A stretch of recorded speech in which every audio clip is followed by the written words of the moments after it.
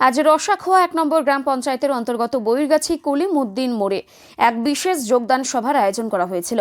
এলাকার রাজনৈতিক সমীকরণে এক বড়সড় পরিবর্তন লক্ষ্য করা গেল আজকের ওই কর্মসূচিতে।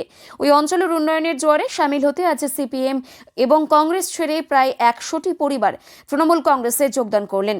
এই যোগদান সভায় উপস্থিত ছিলেন করণদিঘির বিধায়ক গৌতম পাল। নবাগতদের হাতে দলীয় পতাকা তুলে দিয়ে তিনি তাদের তৃণমূল পরিবারের স্বাগত জানান। এই যোগদানের ফলে এলাকায় তৃণমূল কংগ্রেসের সাংগঠনিক শক্তি আরও মজবুত হবে বলেই মনে করা হচ্ছে। সাধারণ মানুষের স্বতঃস্ফূর্ত উপস্থিতি এবং উন্নয়নমূলক কাজের প্রতি তাদের এই আস্থা আজকের এই সভাকে এক অন্য মাত্রা দিয়েছে।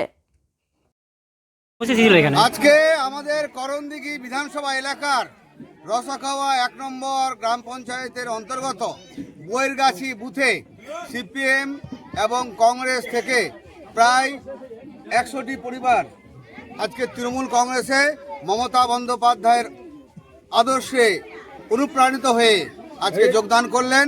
আমরা তাদেরকে স্বাগত করলাম, তাদেরকে ওয়েলকাম করলাম, ধন্যবাদ জানালাম এবং এটাও বললাম যে আপনারা সঠিক সিদ্ধান্ত নিয়েছেন, চিন্তার কোনো কারণ নাই।